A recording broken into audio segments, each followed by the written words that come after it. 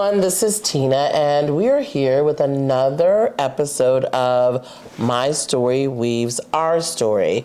I've got Hughie here with me today, and I'm so excited to be able to learn a little more about you. Before we jump into that, I do want to share out in the audience that this is an opportunity to hear, to be inspired, to learn. And we all know that in the pure world of things, sharing your lived experiences helps others realize that they're not alone, which is why we've named this program the Awesome Program. It's an acronym, and it stands for Alcohol Won't Ever Spoil Our Memorable Events. And it's a Warren Coalition program. And, we take it dear to heart because, this is something that we truly believe in, and connectivity and the healing journey. So it also helps to prevent drinking and underage drinking too. Hearing those stories like, wow, this is how his life was impacted, and he was still able to build some resiliency and overcome, he or she. So before we jump into some of the tougher questions, I just want to state that as part of this program, we know that people in recovery have hope for their futures, and being able to share that is important. We invite people in the recovery world to share their experiences of alcohol misuse, and we hope that there's a chance for our young people to also learn from this. So tell me a little more about you. Who is Hughie, Who's Hughie?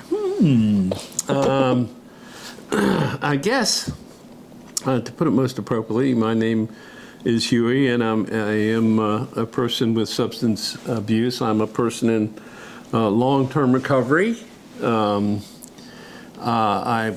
came in through the preteen and teen system, and found my way to recovery when I was 19 years old.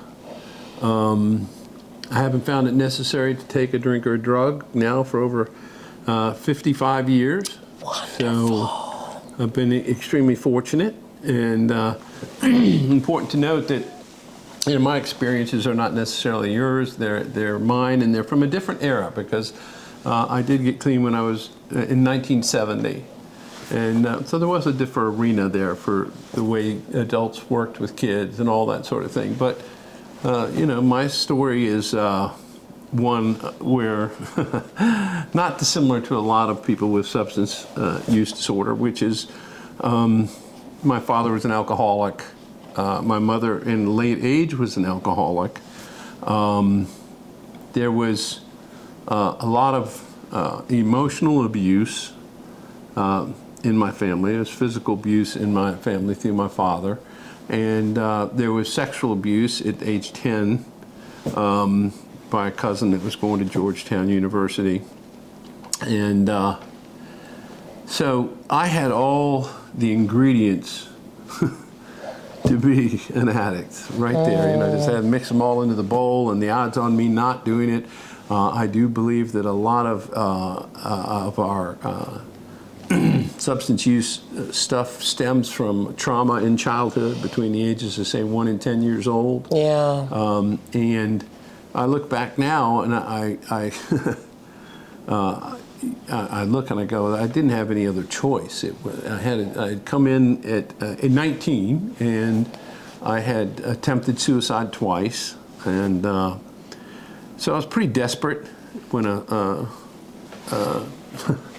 when I assaulted my second 7 police officers. Oh, goodness. Because I was extremely angry, violent, incapable of sharing feelings. I would go around and everything was fine, and then I would explode, and it just, and that's what would happen. So at any rate, a judge at 19, I ended up in that second 7 assault and attempting suicide, and the judge gave me a chance to try a 12-step program. And the thing about this is, and you shared a little bit about some of your childhood experiences, adverse childhood experiences and these traumatic events, they do shape, decision making, and if you have these big emotions at such a young age, not being able to know what to do with it. And I can only imagine how hard that was, some of those things that you were dealing with. Well, yeah, and again, I came from a Puritan ethic kind of family, and there was a certain rigidity to it, and it was there was a lot of shaming, a lot of you're wrong, a lot of you're not good enough, a lot of I was one with 3 other kids, and coming out of that, trauma, I actually personally believe that that ACEs is quite responsible for most of it, and it comes in, it manifests itself as mental illness, and that might be something that young people don't really, but mental illness is a disease. It's not, it's not bad, but the mental illness shows itself manifests in homelessness or addiction or gambling or whatever that trauma that we carry. It influences everything we do, and so I'm a believer that it goes kind of like this. It goes trauma, mental illness, the inability to trust, which comes from that. And that includes systems, because you learn not to trust systems. Unfortunately, it is don't trust anything. And we get that from our primary caretakers or from society, but don't trust anybody for anything. If you do, they're going to betray you.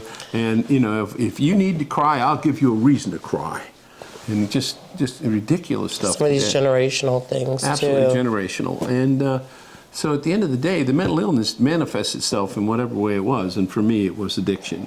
And so, but I do believe the path back is, it does, always includes for me mental illness and then trauma, and usually ACEs. So. Yeah, and for people out there that don't know what ACEs is, it's the Adverse Childhood Experiences. And there was a study that was done in the 1990s by Kaiser Permanente and the CDC. And what they discovered is they were seeing a lot of kids like yourself, having these diagnoses of ADHD. But what they actually found was that these were the commonalities of kids. They didn't actually necessarily have the hyperness, part of that, but they all had trauma.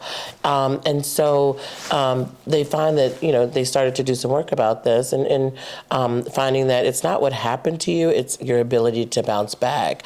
It sounds like you had some pretty hard things that happened. What were some of the things that helped you build resiliency? What are some of your strengths that you had that you were able to apply? And what was some... Well, mine, like I said, it manifested pretty hard. I was expelled from St. Mary's in Alexandria, expelled from Bishop Ireton for violence, and then expelled from Leonard Hall Naval Academy, all for violence, because it wasn't that I was a violent person as much as it was I couldn't share anything with anybody. I was the loneliest person in the land. And so I spent a lot of my time thinking, what am I doing here? This is ridiculous. I don't belong on this earth plane. And so that, that's teed me up for everything that came after that. That came, my inability to communicate, my inability, and the things that started to, once we took the alcohol and drugs away, then people started to share with me. And that was something that really didn't happen in my family. It wasn't so much a sharing thing, it was a telling thing. It was a commanding thing with that age of grown-ups. But then all of a sudden someone would say, well, how do you feel about that? And I never knew I could share, how do you feel about that? Or I never knew you could share that, wow, I did something wrong and it's not horrible. What were some of your strengths? What were some of the things that some skills that you had that you could apply? Well, and you got to look back. I was 19 when I got clean, so I didn't have very many skills. I'd been expelled from all the schools. I don't have a high school diploma. So when I launched, all I had really was a judge making me go to these damn 12-step meetings. But as I went, even though they were really old, I mean, they were like 40 and 50 years old. I mean, they're really old. And yet they engaged me and they said, hey, come on, let's do this. Let's go out. And then I started to be able to share what was in my heart, which I had never been able to share that. And with that came the ability to start to trust, which I didn't know trust was my underpinning. I didn't know that was my issue. Yeah. But the more I started, and then somebody asked me to get a sponsor in that 12-step, and I got the sponsor, and he was bossing me around in a really good way. Do you feel like being connected helped you through some of those times? Because we know even through the Warren Coalition, more connected communities, the more resilience we can build in communities, the better it is for the chances of people to recover because they feel connected. They don't feel isolated. They feel like some of these stereotypes can be broken down, you know. Well, and I'm a strong believer in the what is the antidote to addiction? Do you know what it is? I think it's different for everyone, but what is it for you? Connection. The antidote to addiction is connection. And I had never connected with anybody. And so when I started to connect with like-minded people in long-term recovery, I started, I became okay with Hughie for the first time. I'm like, you know, hey, I'm okay. And that's when I started, you said, well, what are some of my assets? I had no assets at that point in time. I know today that even though without a high school diploma, that I am extremely creative, very powerful, very gentle. You have contributions to the world, which is what some people think when they're in active recovery or in their recovery journey is, I can't contribute. You know, if I'm not in this world, nobody will miss me. And that... Yes, and today, I mean, I'm strategically important all around. I am a member of the executive board of the Northern Shenandoah Valley Substance Abuse Coalition, or Substance Misuse Coalition. And I have had a recovery center now for 20 years. Oh my gosh. You know, it's such an amazing space here. It feels like home. When you walk in, the fireplace is going. I just want to build the ambiance out there. It really does. It says welcome. As soon as you come through the front door, it just gives a whole vibe. And I don't mean to change the subject because it's part of the subject, but we advertise as a recovery center. We're a home. That's what we are. We never have more than 10 people, and you're here for 3 months. So we're going to know you better than your mother. You know what I mean? And we're going to give you that opportunity for the connection. And then to diffuse the pain and crush of this little preteen kid, that connection started this amazing aspect, which is called a joy shared is a joy doubled. Oh. A sorrow shared is a sorrow halved. And so I was in an environment where all of a sudden I could start sharing this stuff. Can unload it. You didn't have to hold on to it. Cut it into sizable pieces. And without judgment. Yeah. Right? Oh, no. Even with acceptance, beyond judgment. Yeah, yeah. Beyond judgment to ready for this one, I like it. Oh, I did that too. Oh, I know that. Yeah. I've heard of that. Oh, I've been there, done that. Exactly. Wow. Exactly. And so that, you know, that led me to show up. And once I started to show up, I started to learn that I wasn't dumb. I thought I was dumb. I never got any grade. Is that because you connected that to, if I didn't get my high school diploma, then that equals not as smart as everyone else, which causes the domino effect of I'm not enough. Of course of that. But I believe today that I was so crazy, so emotional, that I couldn't focus on anything. When I met somebody, you'd say, hi, you know, my name is Tina. And I couldn't remember that. I couldn't remember anything. So I really just thought I was dumb. And I got bad grades. Well, today I realized, no, I mean, I didn't think I could, you know, do anything. I remember I wouldn't tell anybody, but I wanted to fly an airplane. But I saw the dashboard, and there was all the numbers and buttons. No way. You were like, oh. Yeah. Well, my point is, if you get clean, if you get recovery, then you really get an opportunity to show up for life. So I'm a pilot. I've owned my own airplane. Oh, wonderful. Yeah. I wanted to play music.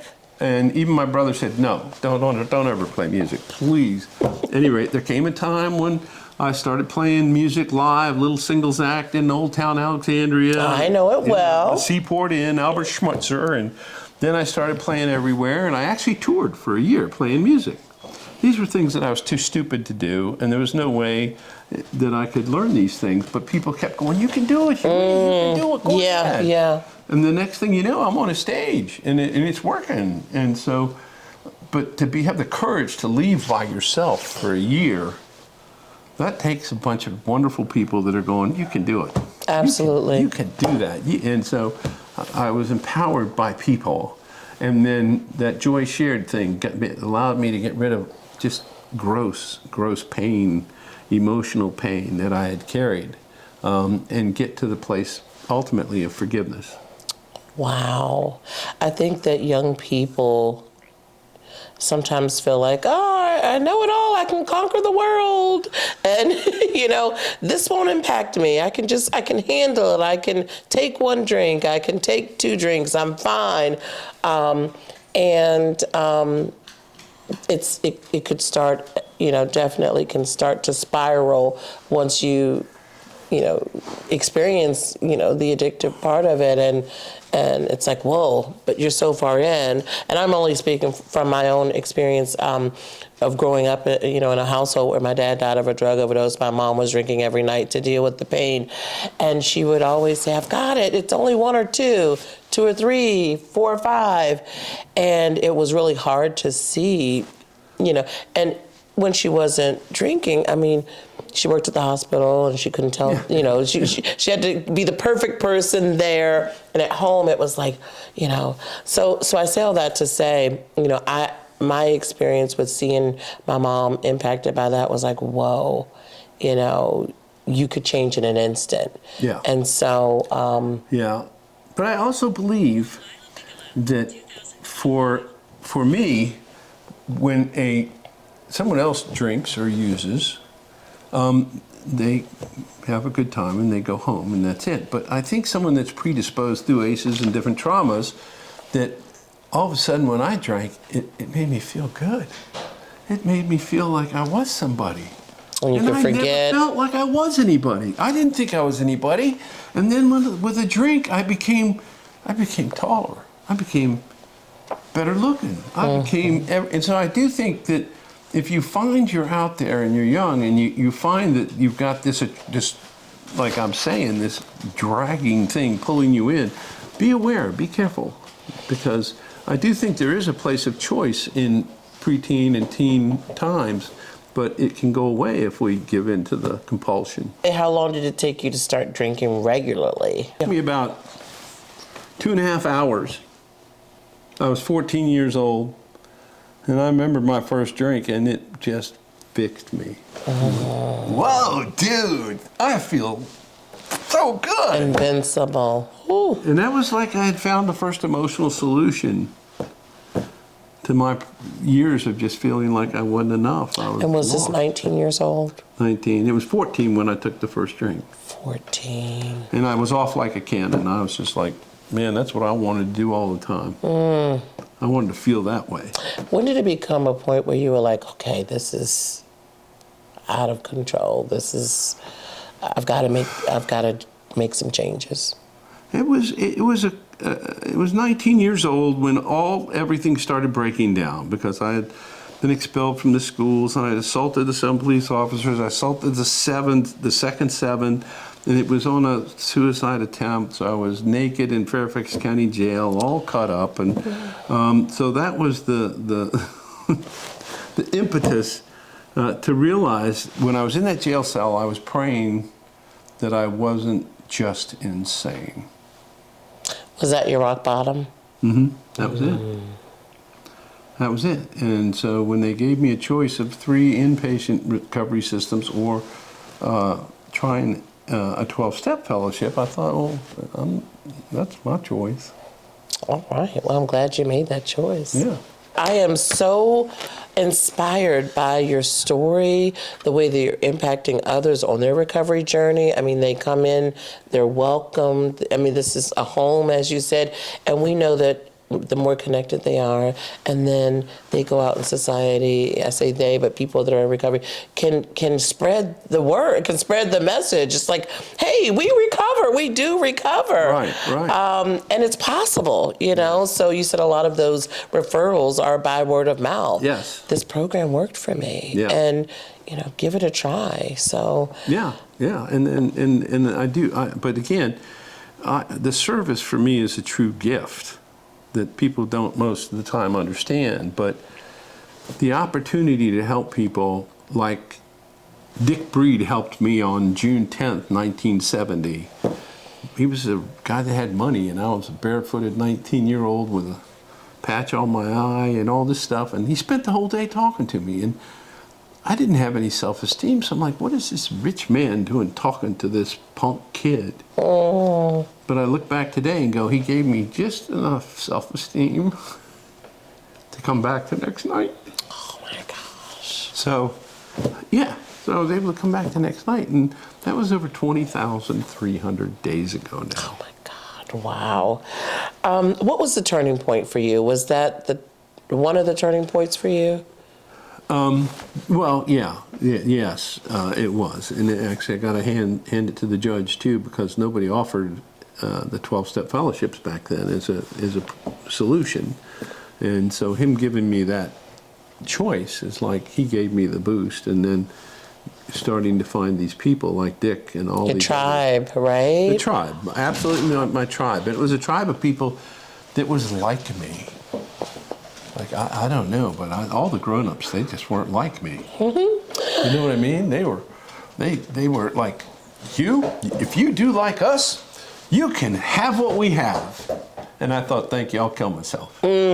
Goodness. Okay, don't do that. Okay, I got it. But I do want you to share. At 19, I'm saying, you know. That was your mindset, Yeah.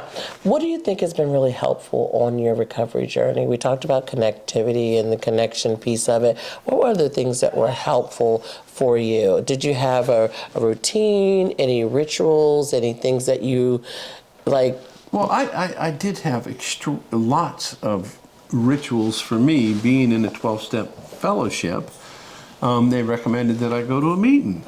So I went to a bunch of meetings, and at the meetings I met more and more people, which was more and more connection. Mm-hmm. And I met somebody that told my story, so I was able to share mine and cut that in half and everything. So for me, there is a saying in the 12-step, one addict helping another is without parallel.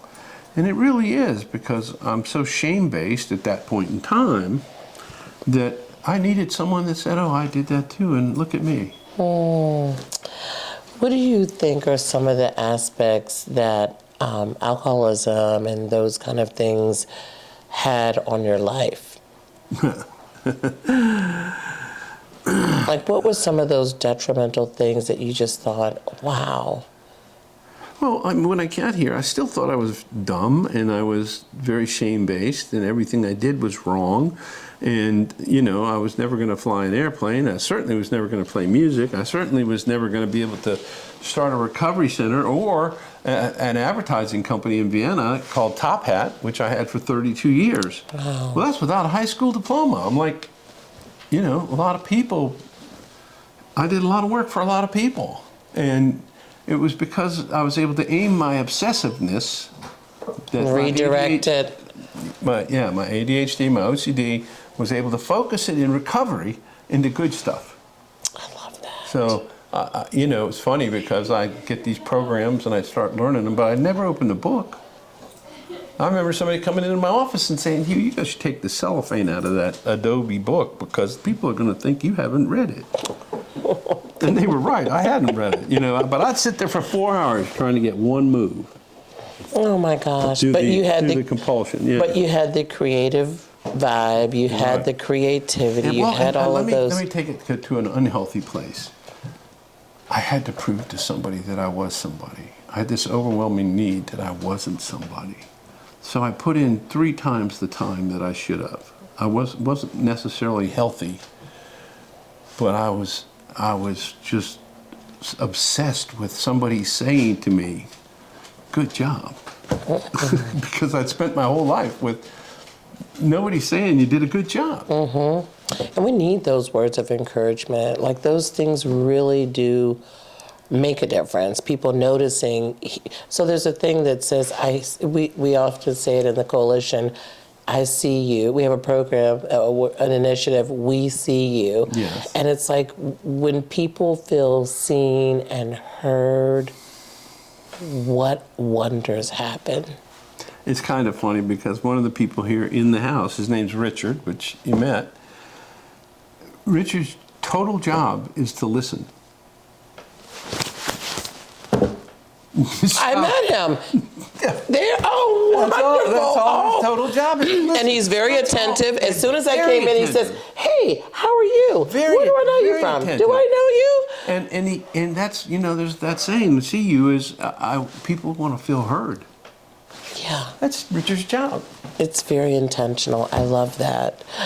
Is there anything that we haven't talked about that you want to share, maybe even with some of the younger people that may be struggling with some of the things, some similar things or their own things, like negative self-talk, low self-esteem, and maybe they have high self-esteem and they want to conquer the world and they think that alcohol is that liquid courage, What are some of your messages that you could share with? I think that latter part that you were just saying is more this obsessive need to prove to people something. So more than it is just, just expressing something good. It's kind of unhealthy. A lot of people in the overachiever faction there is like, but to have someone say, hey, it's okay. You don't have to overachieve here. It's okay. And to find people that accept you as you are. Oh, that was something I never. That part. Yeah. Being able to show up as your authentic self. And that's the true gift today. If you were to say, well, what did you get out of this stuff out of 50 years, of 55 years of not using? And that is, I am a pretty authentic person. I'm pretty much a get. And I can own my beauty and my power today. I am one of the most powerful people you will meet. And I'm one of the most gentle people you will meet. Oh gosh, how does it feel to assert that? Well, after all of those years of not... Because the truth is, it's who I was. I just didn't know it. I just thought I was a dumb teenager. But when we get those things out of the way, when we get that, the distant substances out of the way, and we realize, see, what I say to you if you're out there and you're like me, get help. Get help. Ask somebody. Tell somebody the truth. Anybody. Because I couldn't tell a soul, and that's why But what about that trust factor? Because some of these young people might have those same trust factors that you as that 19-year-old And I'm saying you have to bust through them. But if you're out there and you're in my position, when I'm talking that you've got that problem. And you can get access to people, therapists, people, whatever. I never could share anything with anybody. So...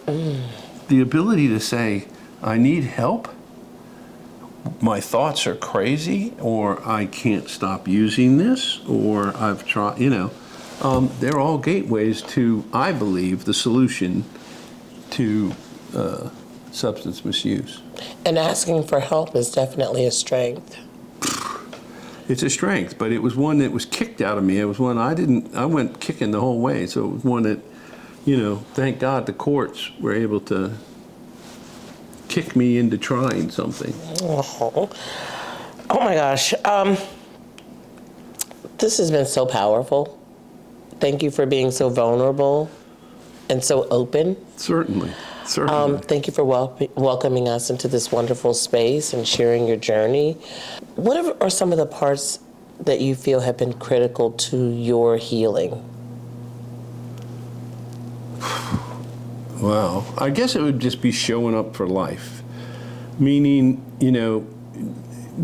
when you stop using medications to fix your life, you're left with this gaping hole and this opportunity to do things, to build things, to use your creativity, to do these. So if I had to say it, because I've been able to express myself creatively in many, many different ways with this table, we built this table. This is, we build a lot of stuff, and we put on a lot of parties, and we put on Sober parties at that. A wonderful space that you have. Big bonfire meeting every Saturday night with up to 100 people, sometimes up to 400 people. And everybody's clean, and everybody's swimming in the pool, and everybody's playing music, and they're finding Saturday night. In other words, the bottom line is, I recoil at the thought of using. I don't want to use. Why would I want to ruin my life? But most people run through life ready being victim, self-pity, blame thrower, and justifier. And that's where the work can really start. When you say, you know what, I have some opportunities to do things differently. And in my life, you know, growing up with so many things that I learned, some of these generational things stay with you. So imagine, like, you have had an opportunity to now impact others, and then they can impact their lives of their children, their children's children, which is a wonderful gift to give. Well, and let me give you the encouragement that I think is most important, too, is I started a meeting, a 12-step meeting, over 50 years ago in Ravensworth in Springfield, Virginia. And I got to speak at the 50-year anniversary of that meeting about a year ago. And there were 30 people that had over 30 years. Wow. 30 people over 30 years, some with over 45 years. And they're now doctors and lawyers and have families and all this sort of thing. So, you know, I want to just give that encouragement, too, that long-term recovery is not negative. I believe it's an asset that's incredible because it gives us the opportunity to have people all the time. And even they say you're going to live much longer if you have social interaction, social people. Yeah, I know during COVID a lot of things happened that for the good, but also for the bad, because it caused a lot of isolation. People couldn't be connected with their people. You know, you're trying to be eyeball to eyeball with someone, and you've got masks on. There's, you know, it was really hard during COVID. Absolutely. People had a lot of loss too, like a loss for connection, a loss of not being able to go to your tribe or hug them, you know, it was so much fear. And, you know, I think, you know, there's still some effects even from COVID. Oh, you know? Absolutely. I believe it. Yeah, it really took a hit on the whole country and the world is in that intimacy level, because, like I say, the joy shared, joy doubled. Sorrow shared, sorrow halved is so important, but COVID just knocked the guts right out of it. So a lot of people sat in those rooms too long. Absolutely. Resiliency. What does resiliency mean to you? Or to be resilient? What does it look like? I know it looks different for everyone. People sometimes think, oh, when you say, oh, it's resilient, like they have this vision of like a halo when it's like, everything's wonderful. Well, for me, the resilience is a little bit different than I think for a lot of other people, because having been clean now for over 55 years, the resilience comes from living through all of these life's challenges and realizing that I'm okay. And realizing that when I give up the victim and the self-pity, and I realize it wasn't personal that person died or that person used again. They would, and so my parents, I had to, you know, bury my parents, my good friends, a lot of people. When you get to be 75, you get a lot of, you know, you've got a lot of those that make me know that, hey, it's okay. It's okay, and it's gonna be okay, and that makes me resilient, because even in the darkest moment, I'm like, and I'll tell you who said it best. My friend Doreen used to say it. And Doreen used to say, it's gonna be all right. All right. And she would say it from a stage, and she would just yell it, it's gonna be all right. And I can get that in my heart. I'm like, in the darkest of times, my resilience seems to come from the fact that I know it's gonna be all right. And the sun is gonna come up again. I love that. And for me, resiliency was ugly and gritty and grimy and hard. but it was necessary. And so I want people out there to know that, being resilient doesn't mean that you can overcome all the things in the world. It just means that there's an ability for you to bounce back. There's an ability to be connected. There's an ability to have a healing journey or in recovery, and we do recover. We do recover. Like that's recover. Yes. That's all I got for you. I feel like I've known you for years now after this interview. Okay. All right. Well, good. Any closing thoughts?